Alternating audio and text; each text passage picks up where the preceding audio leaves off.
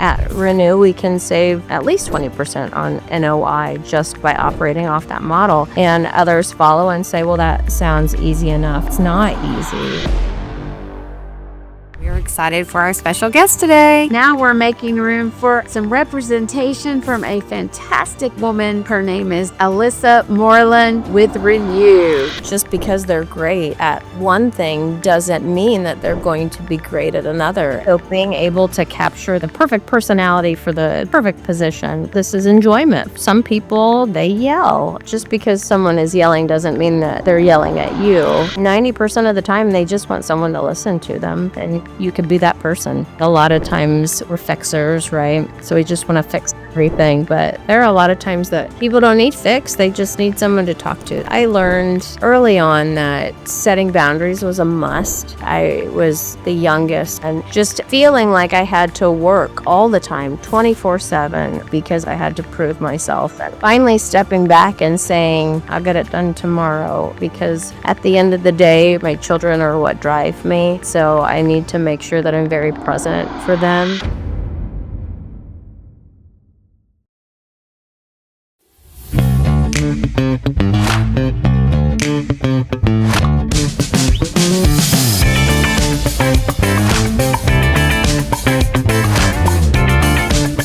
Welcome. This is Mendy Seeger with the SFR She Suite. I am so proud to be co-host here. I'm also the Executive Vice President of Strategy and Business Development with First Rate Field Services. I'm so proud to be here today.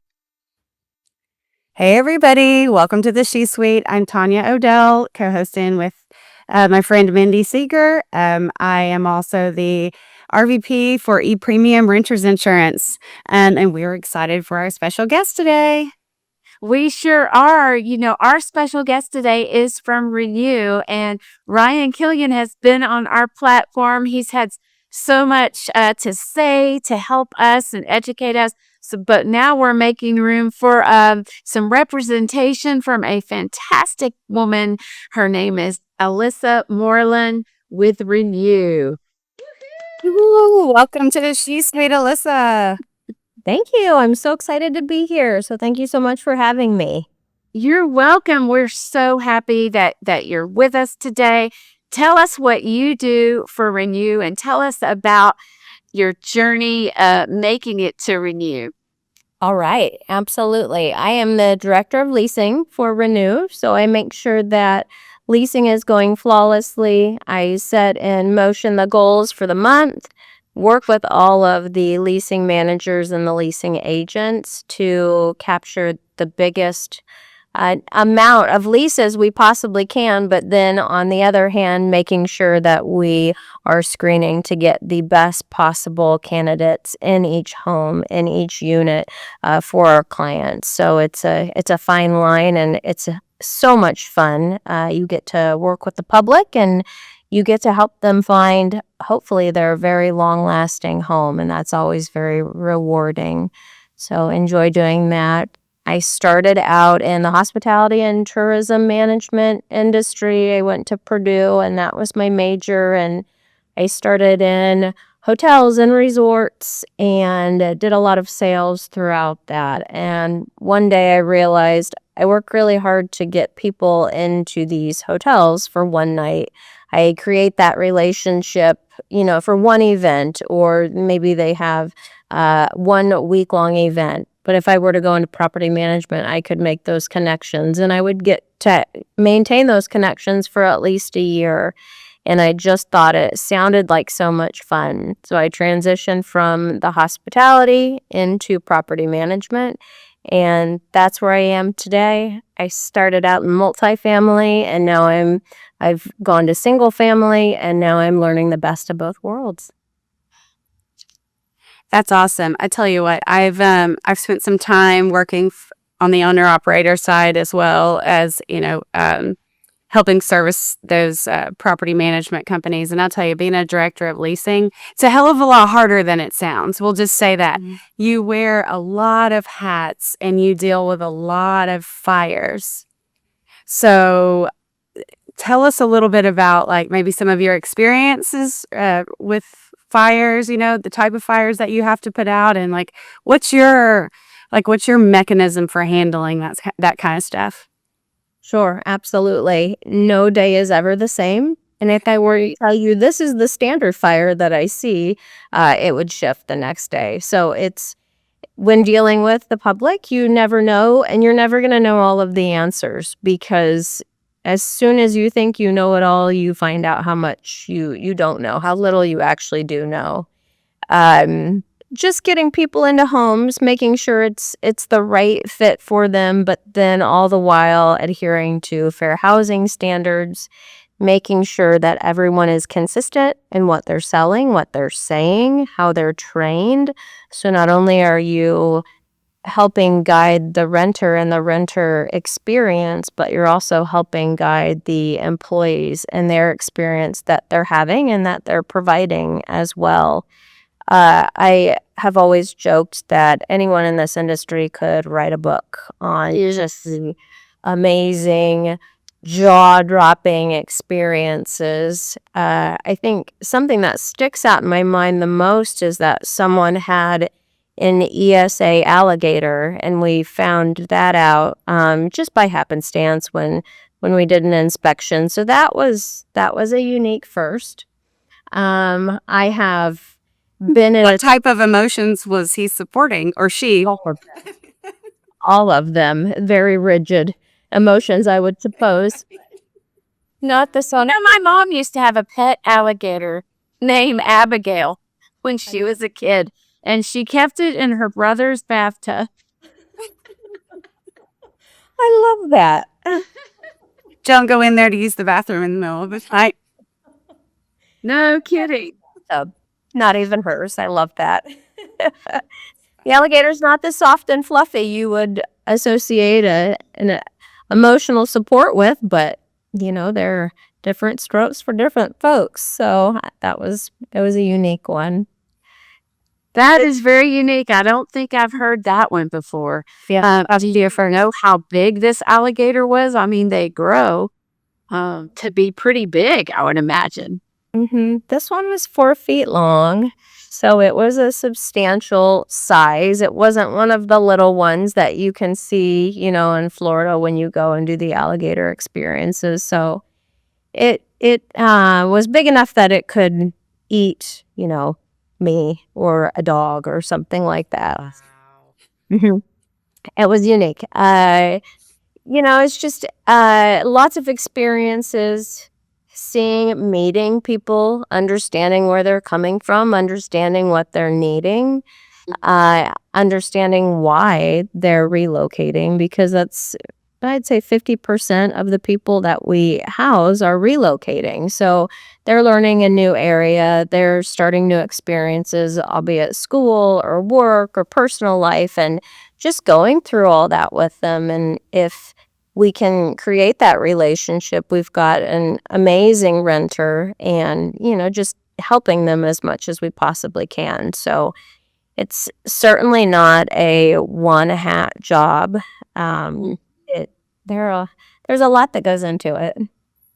I'm sure you are capturing data as well that defines many different things, but especially that resident experience so that you can even enhance your services, I would imagine. Yes, absolutely. And the amazing thing about RENU is that we really have this centralized platform, and everything that you don't have to do on site. So sending out renewals, collecting rent, working through the whole collection process, even taking the maintenance calls and assigning them out. They don't have to be done on site. So on site, we have the fun, friendly people who are going to lease the homes. And that fun, friendly person who moves you in shouldn't be the person who's saying, hey, you haven't paid your rent. I need for you to pay your rent. Because makes sense. Yeah. And you want to give them that experience, and you want to be not the salesperson, but you want to be the friendly face of the community. And so we've really honed in on the fact that there are personalities that are in place for specific jobs, specific descriptions, and we know who to place where, and not only putting the right personalities in place, but then it saves so much money. So when I was listening to you talk, it was very heartwarming when I think about the fact that it's something that you strive to do, that be that face or that relationship. I know I've been there personally when you're moving to a new place. And a lot of us rent at first, right? Whether you can or whether you choose to or you do out of necessity, either way, you're getting to know the area. And I know it's very emotional as a mom. Maybe you've got a new job, but everything is new. You don't know where to go to for your pediatrician. Like everything is new, every face is new. So when you're renting a new property and that is your home, your safe place, having a friendly face, someone that kind of goes the extra mile to make sure you know who to call to, hook up your utilities. And they give you that, to Mendy's point, that experience, that resident experience when you're moving in, that can take some of that weight off your shoulders so that everything else is just a little bit easier and you start to feel like you're a part of the community, and it makes a huge, huge difference emotionally, even for children, like they feel that when, you walk in somewhere or their parent or aunt, grandmother, whoever they're living with is at peace with these people and they're comfortable. It really sets the tone for the new home, I feel like, So kudos to you guys for setting it up that way and thinking that's important. Yes, absolutely. And thank you. And rent is the biggest bill people pay in a month. So it's the most important one. And, having people on site that are just a tour guide. Where should I go eat? Where is the best place for donuts? Just knowing all of that, because you're not doing that to try and sell a home. You're just doing that to be friendly and to help someone who's relocating, and it may be a new town and they have no idea what they're doing. So just offering that assistance. And we also have a whole resident relations team that's remote as well. So not only do you have the boots on the ground, but we've got the people, oh, yes, you need help with this, let me help you. And, they're getting support from all around. And it's a great model, and it works so well, and it serves the community so well as well. Well, along those lines, I wanted to ask you, what are some key things you look for in a field servicer to make your portfolio perform with precision, but also to really help drive that resident experience once they're in the residence? Yes, absolutely.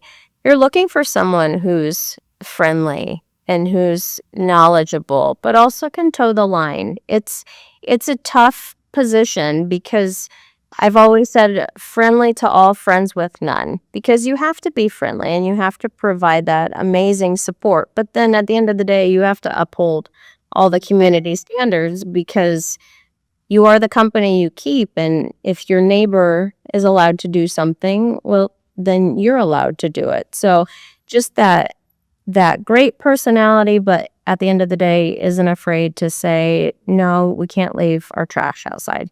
Something as simple as that. But they also have to be so knowledgeable in the area. And I think your best salespeople are the people who aren't trying to sell. They just believe in the product. So I agree.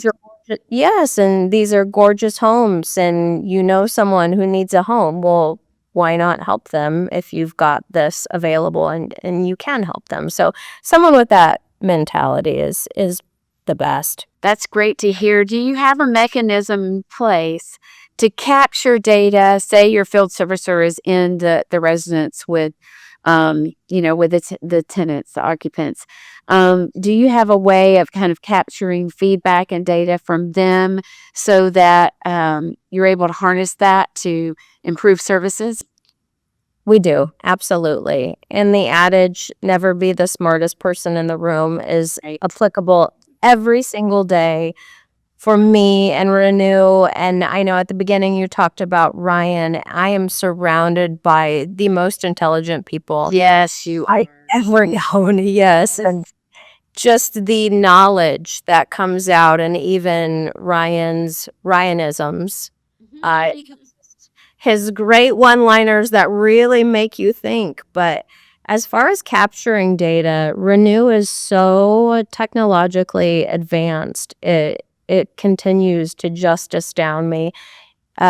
We have a whole tech platform. We've got a whole tech support group. And if you need this quantitative data, if you need to know this very off-the-wall question, it used to be in property management that you would have to dig through guest cards and you would have to work off of a spreadsheet, and then you would have to manually count. And at RENU, they just say, okay, let's pull data from here, here, and here, and we are going to get a great overview to provide that feedback to the client, to provide that feedback to the employee, to know that we are doing the best possible job that we can in capturing everything, getting that NOI, increasing that resident experience.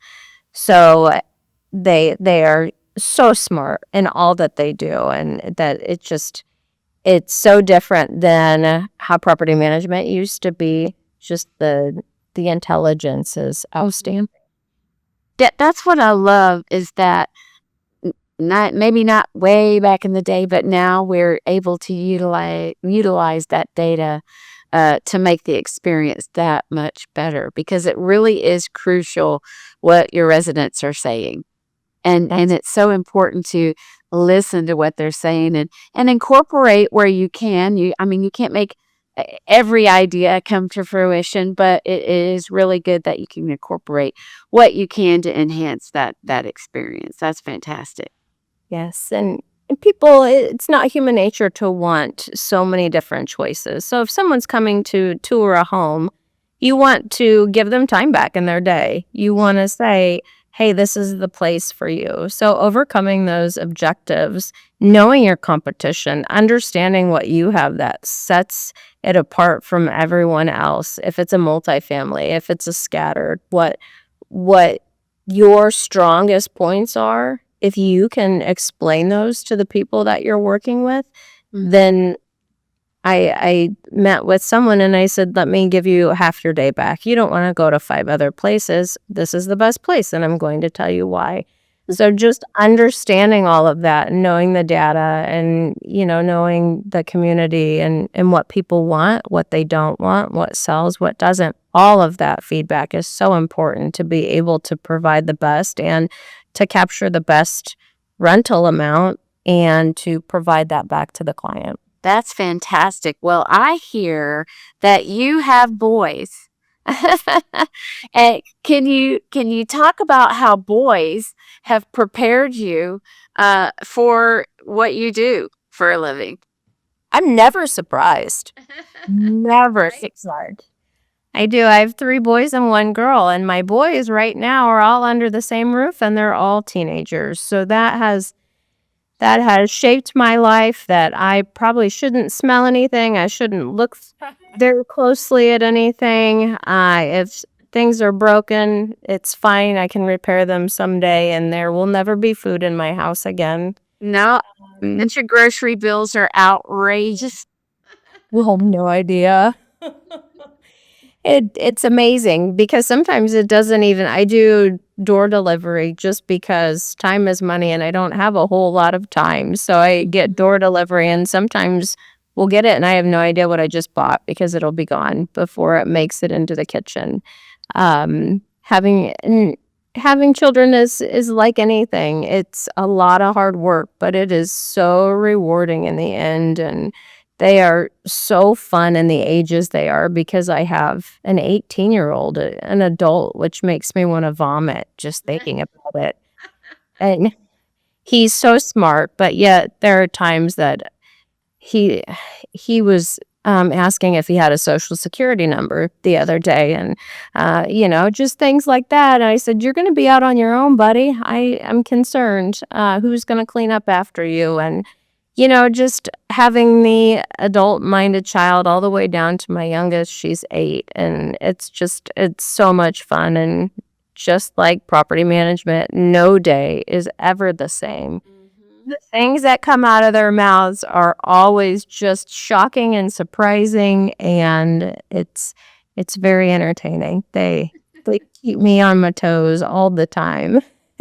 I definitely think, having teenagers, my youngest is actually 18, and just he alone eats me out of house and home. So I can't imagine having 2 more teenage boys along with him, and I do door delivery too, and same thing. So again, it's like I could imagine having 3 of them. Like, you work just for the groceries. It's like, Absolutely. And then can't as even soon as I imagine. get home, as soon as I get home, what's for dinner, Mom?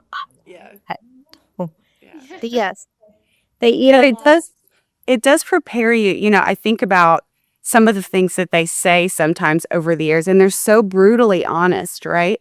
And there's moments where you have to fight back the tears, but then I know for me, it's some of those moments have taught me, like, I have to work on being reactive, during those times, or taking that feedback, just like professional feedback. Sometimes it can help you sort of build up that strength, that to where you're a little thicker skin. Yeah. And you don't take things to heart as much. You're able to hear it, try to decipher what they're actually, trying to tell you. Maybe it's something that they need, or they're scared or something, or they don't want you to look this way, or this embarrasses them, whatever it is, that they're saying to you. And instead of just taking it upon yourself to be emotional and reactive, you try to really decipher through that and figure out what's going on. But I know for me, that is definitely translated into my professional life, being less reactive, or just, to your point, Mendy, being more resilient, or just having thicker skin when, you have to own up to something, or hear something that you don't really want to hear that day. right, and Or just mass chaos. I mean, like you said, I think when we were chatting before this, you had talked about you're not surprised anymore, and I feel the very same way. Dealing with kids, and then dealing now with grandkids.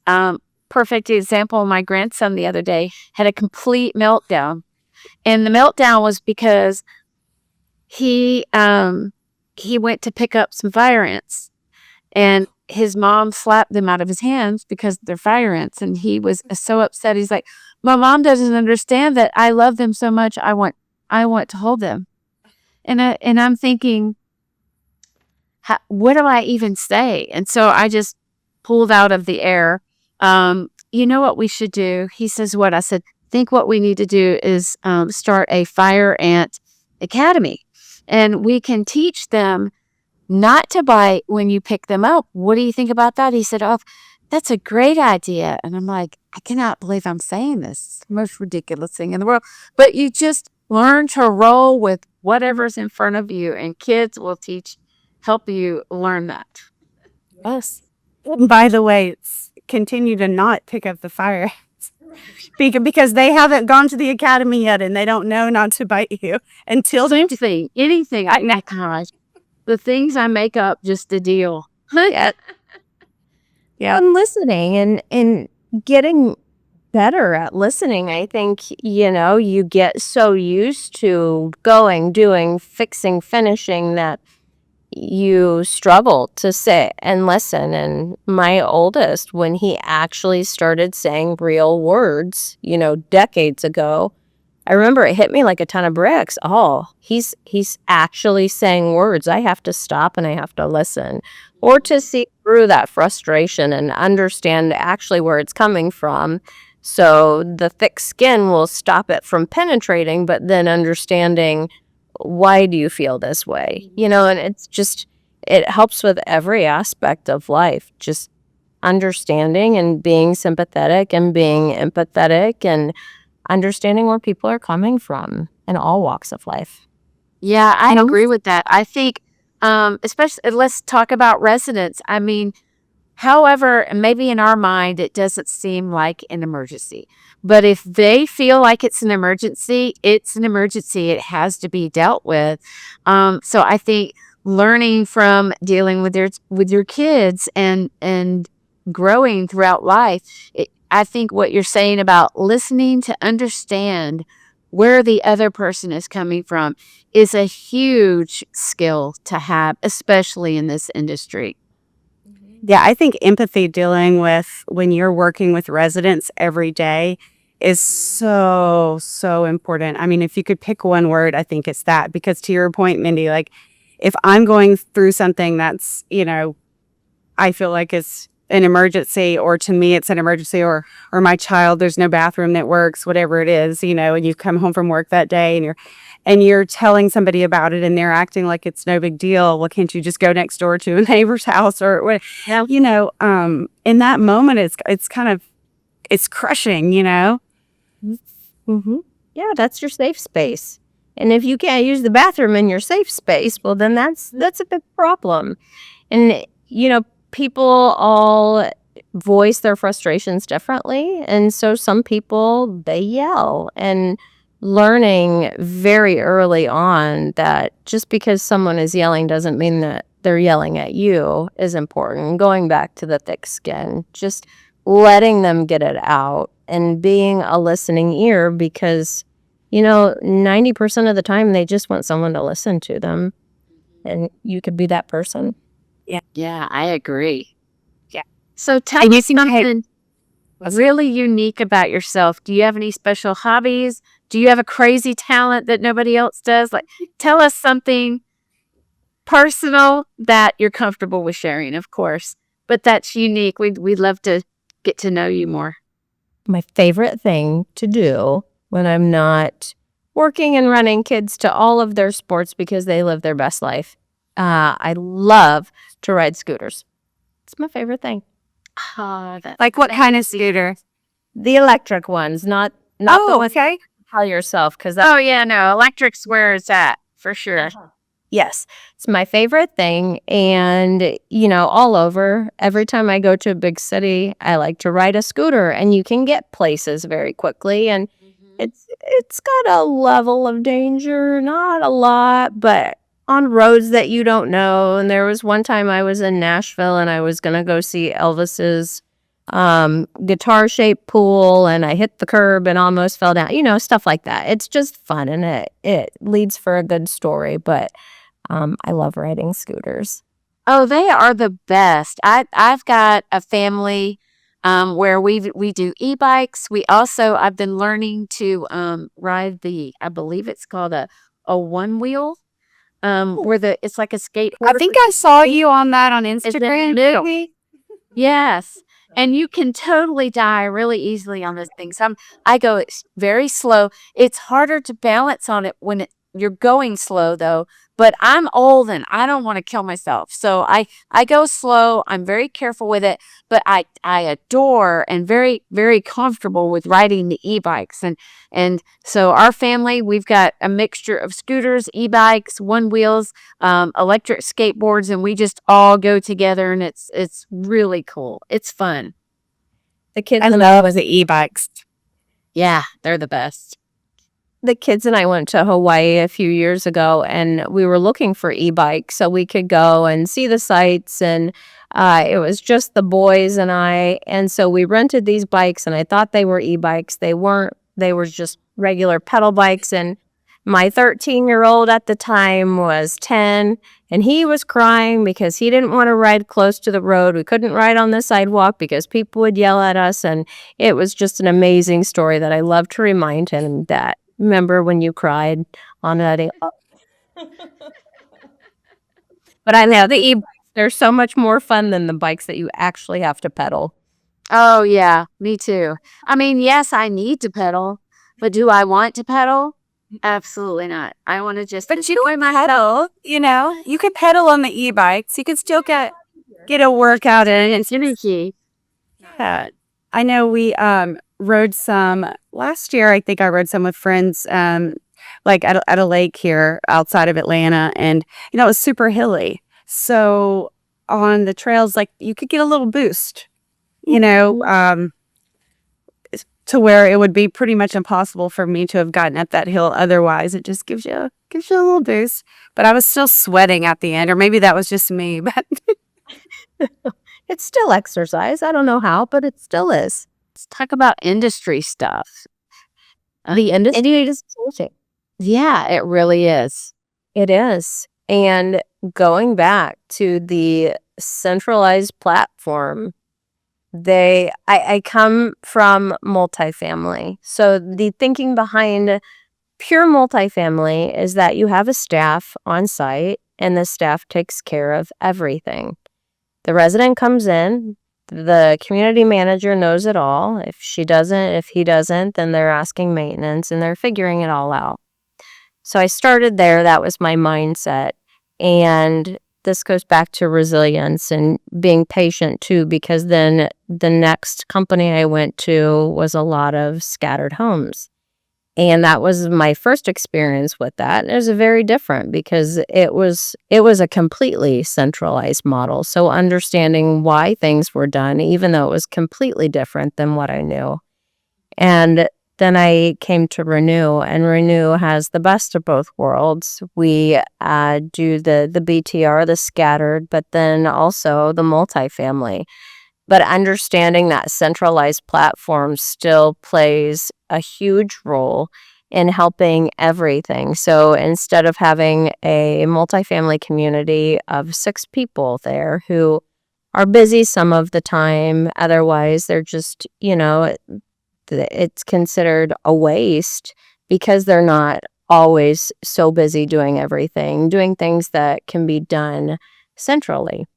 And that frees them up so much time to be able to do the things that they're great at, be able to help the residents if that's what their passion is, be able to complete the task they have at hand. And so using that centralized model not only allows us to scale so much, and you can add so many more properties, whether they're scattered, whether they're multifamily. Having that base core platform is just key, and the very intelligent people that we've discussed have put together just an amazing starting point and growing from there, understanding. But it has been so neat and fun, and I've been so honored to be part of watching that and watching the industry change and watching the others follow in the footsteps of RENU, and understanding and just having a great grasp on that centralized model. People think about it, they think it sounds good. We can save at RENU, we can save 20%, at least 20% on NOI just by operating off that model. And others follow and say, well, that sounds easy enough. And it's not easy. And it's not something that fits in the same box, because there are differences in every market, every platform, every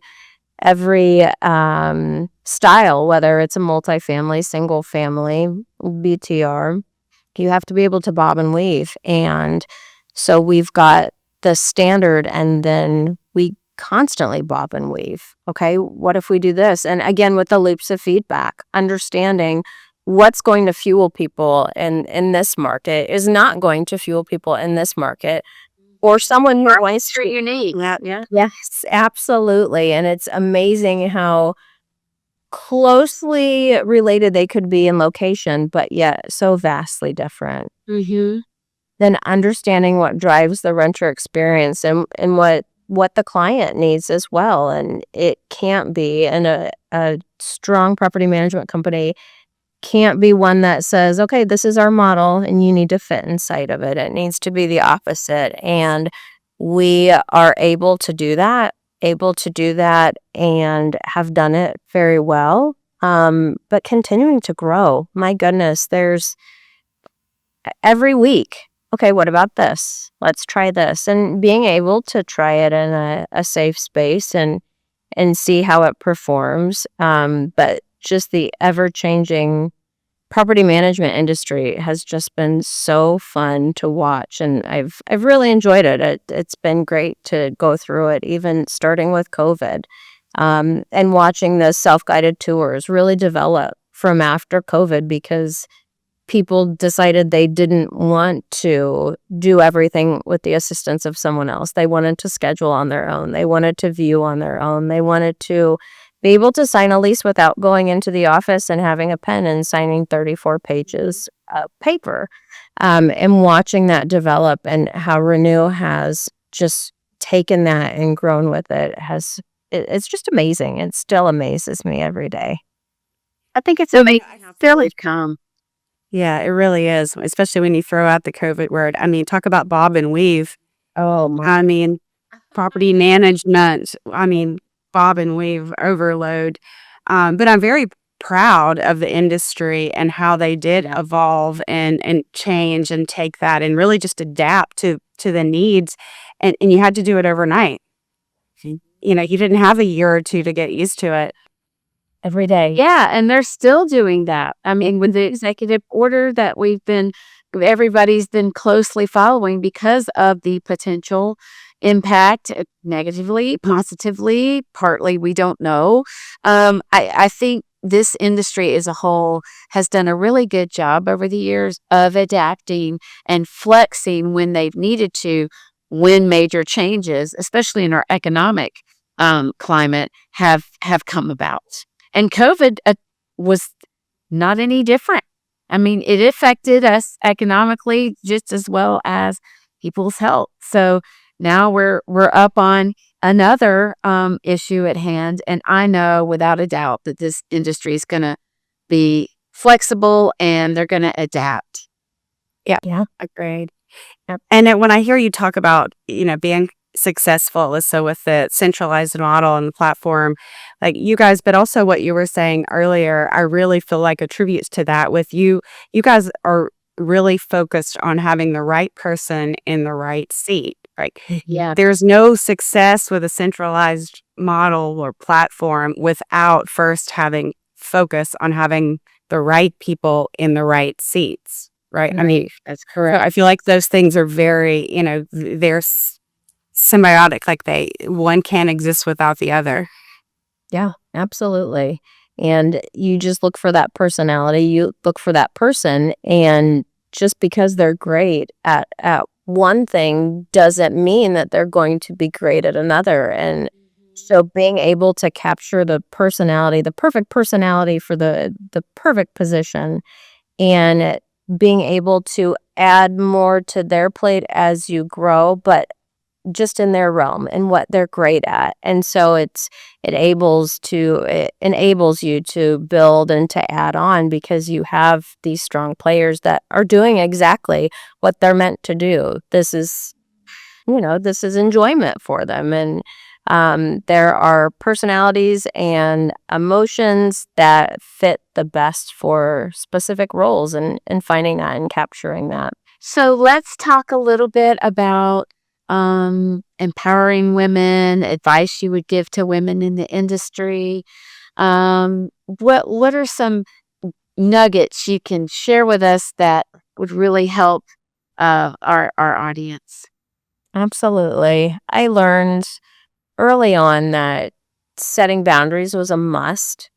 When I was growing up in the industry, I was the youngest. In a position of power, and so that was questioned a lot. And being a female, and just feeling like I had to work all the time, 24/7, on or off, because I had to prove my worth. I had to prove myself. Mhm. And finally stepping back and saying, hey, the work's going to be there tomorrow. I need to give my best when I'm working, and then I need to give my best to my family outside of that. And I think it was one time I came home and I had been gone all day, and opened up my laptop, and I forget which child it was, but they said, you're working again, and they wanted to go outside and play. They wanted me to watch them. And I thought, okay, yep, noted. I've got it. And so putting up those boundaries, making the most of your time while you're working, but then also having the room to say, yep,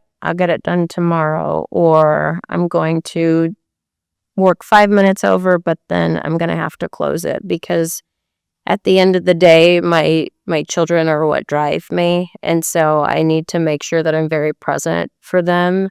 They always hear me cheering in the stands. Sometimes I don't know how to cheer because I don't know wrestling.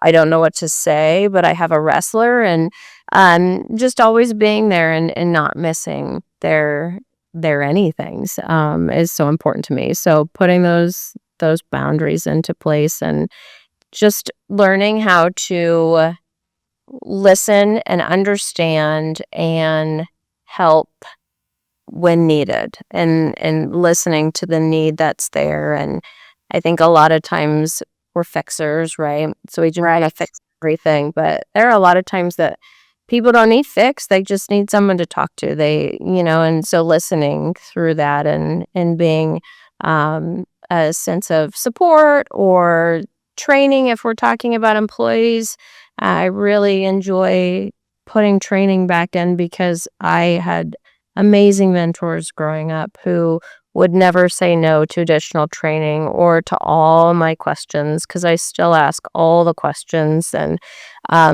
it's just really important for me to take that knowledge and then help others as I was helped. I always feel like, male or female within the industry, right? It's definitely, I can only speak from a female, but it's definitely, it can be tough to juggle all of that with, you want to work to develop a career for yourself, but yes, you obviously want to be the best mom you can be. It comes once in a lifetime. You don't get a redo there, But I truly feel, especially the older I get, a leader that is a true leader and wants the best for his employees, and they want the best for you. It's like a coach wants you to be great on and off the field, right? Your leader in your professional life should want the best for you away from work, just like they do. Therefore, you can be your best at work. Because if you're not allowed that time to be the best you can be, whatever that looks like. You don't have to be married. You don't have to have a child or anything like that. But you do have to have that time, that personal time that you are not required. Nothing is required of you from your professional life, so that you can then be in that moment with yourself, or whatever else you choose, to have in that time. And if you don't do that, eventually it catches up to you. But I do think if you, I always tell younger women, if your leader does not want the best for you outside of work, and they don't allow you that space, they really do not have your best interest in mind. They want something from you. They don't want to give, to your development and your growth as a well-rounded human, So that's my news. I would have to add to that when you talk about, giving your best at work and giving your best to your family and your friends. One thing that I've been learning over the past year or so, to way later than I wanted to, was giving your best to yourself. Because we are always last. And that's just the nature of being a woman, of being a mother, a wife, a girlfriend, being an employee. We end up being dead last. And it's so important to find a way to give yourself the gift of giving your best self to yourself. Well, and it's like the airplane, right? You have to put the oxygen on yourself before others, because if you're not thriving, you can't pour into someone else and expect them to thrive. That's just the nature of the beast. You have to be So true. You have to be strong from within in order to give strength out, and it's absolutely. Yeah. We need to all get together in the same city and go ride scooters. Yes, we do. And I just say we're doing a women's conference, but we're just going to go goof off and ride scooters and do whatever we want to. It's not really a conference. I have ridden scooters in Atlanta because the National Apartment Association goes there quite frequently, and so Mhm. I attended, and that is a place that I've ridden lots of scooters. Oh, that's great. Well, you guys come back here. I would love to ride scooters or do any other risky activity. Yeah. Love it. I'm always up for it. Yes, me too. Or you could come to Indiana and enjoy the snow with me. I was good for that. It's cold right now.